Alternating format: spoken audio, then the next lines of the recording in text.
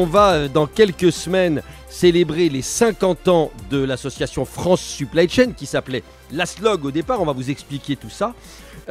Et on va retrouver un certain nombre des présidents qui se sont succédés, qui nous parleront de leurs souvenirs et de leur vision de l'évolution de ce qui n'était pas encore la supply chain, notamment en 1988. Bonjour Denis Lurette. Oui, bonjour. Vous êtes, pardonnez-moi, le plus ancien de ceux avec qui on va s'entretenir. Vous étiez président de 88 à 91 et donc de ce qui s'appelait à l'époque l'ASLOG et pas encore France Supply Chain. C'était quoi l'ASLOG ?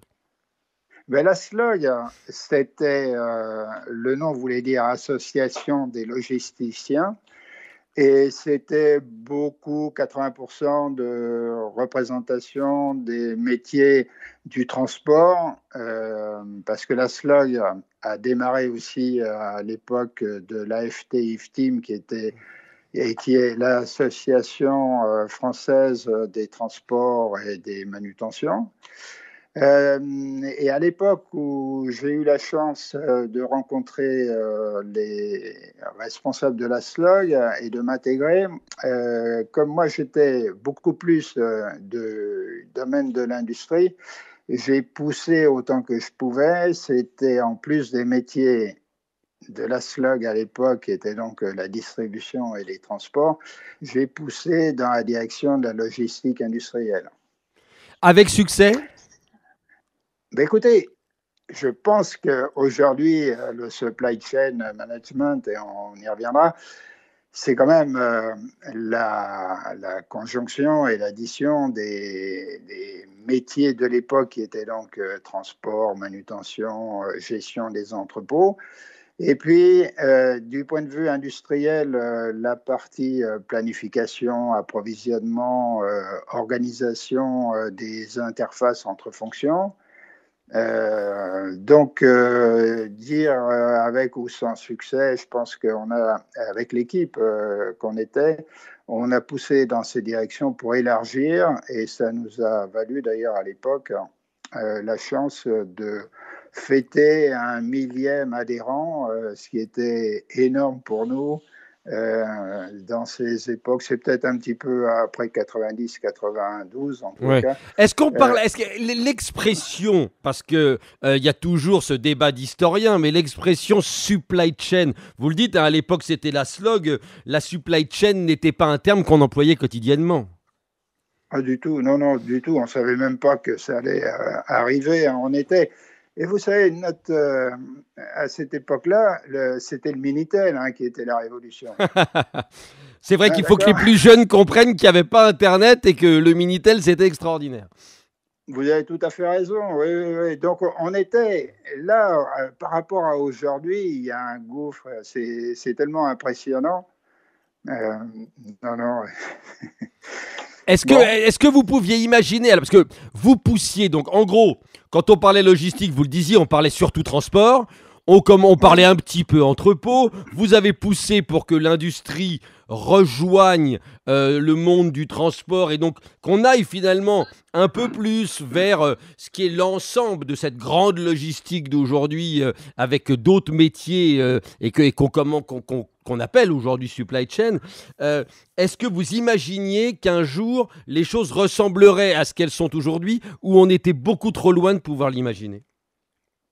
Écoutez, personnellement, je n'imaginais pas ce qu'on vit aujourd'hui. Mais le fait, à cette époque-là, d'avoir poussé dans la direction de la logistique industrielle et également d'accoler ce qu'on avait nommé la logistique commerciale, ça donnait une image d'un ensemble qui était en train de grandir, qui permettait dans les sociétés de faire en sorte que les gens se mettent à communiquer ensemble par rapport au flux des produits, qu'ils soient en amont, en aval, peu importe. Et à l'époque, imaginez que le supply chain d'aujourd'hui allait exister, ce serait présomptueux. Non, pas du tout. Mais est-ce qu'il y avait déjà une espèce d'intégration ? Parce qu'aujourd'hui, finalement, quand on parle de supply chain, on parle d'approvisionnement internationaux, donc on pense, tiens, je vais acheter des matières premières en Chine, et puis j'entrepose en Inde, et puis je traverse l'océan avec mes marchandises, et puis j'ai du dernier kilomètre, et puis j'ai de la douane.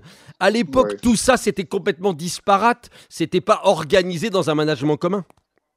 Ah oui, vous avez raison, vous l'avez bien résumé. Non, non, on était très loin de ce que vous venez de décrire. Hein.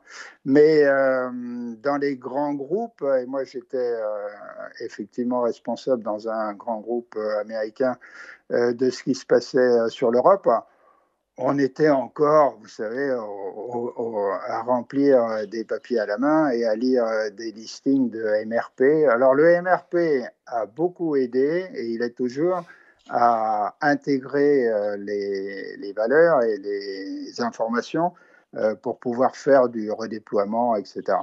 Mais c'était vraiment le début en France de la mise en place des MRP, MPS, etc., qui ont aidé à développer rapidement, plus rapidement qu'on aurait fait pour rigoler avec le Minitel.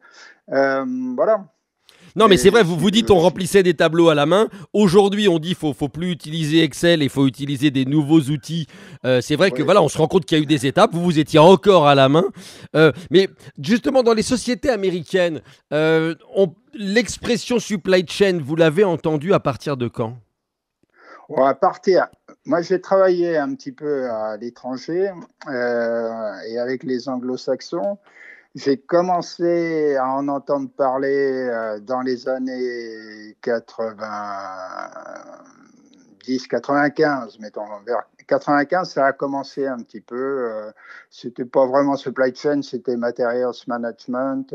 Puis petit à petit, ça a évolué. Et tout d'un coup, ça a été très rapide. Hein. L'évolution, c'est aux environs des années 2000.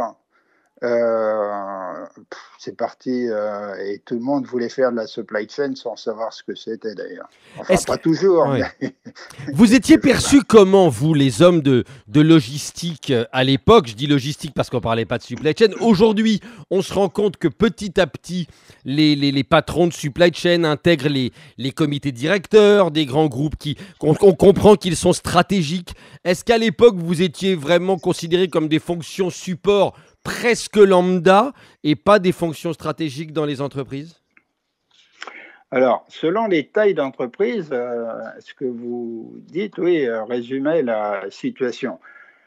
J'ai connu des petites entreprises dans lesquelles j'ai travaillé où on dérangeait un petit peu la direction générale. Et ensuite, j'ai travaillé dans des groupes internationaux dans lesquels ça paraissait naturel de faire partie du board parce qu'on était les services de...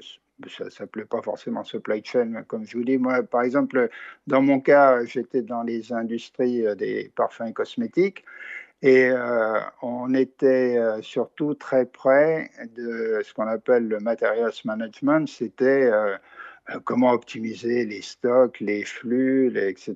Et ça paraissait naturel, c'était de faire partie du board de direction ou en tous les cas d'être à un certain niveau de décision qu'on n'avait pas lorsque en 90 on parlait de la slog et puis de la logistique. Hein. On était déjà dans des approches très internationales, si on parle des sociétés dans lesquelles vous avez travaillé. Déjà, il y avait des grandes relations avec l'Asie. J'imagine qu'on était moins dépendant de la Chine, par exemple, qu'aujourd'hui, quand même. Non, on n'était pas... Moi, personnellement, je n'ai pas entendu parler de la Chine, ni de l'Asie, ni des grands... Oui, ça on se rend compte qu'aujourd'hui, oui, il n'y a pas un homme de supply chain qui n'a pas un lien avec la Chine aujourd'hui. À votre époque, vous dites, j'entendais pas parler de la Chine. C'est intéressant de vous entendre. Non, Merci Denis Lurette d'avoir ouvert cette série avec nous. Je rappelle que vous avez donc présidé la SLOG, ancêtre de France Supply Chain, de 88 à 91. On va poursuivre ce voyage tout au long du mois de novembre jusqu'à début décembre, puisque c'est le 8 décembre que sera célébré ce 50e anniversaire. Merci beaucoup à vous, Denis Lurette. À très bientôt. Merci à vous. Au revoir.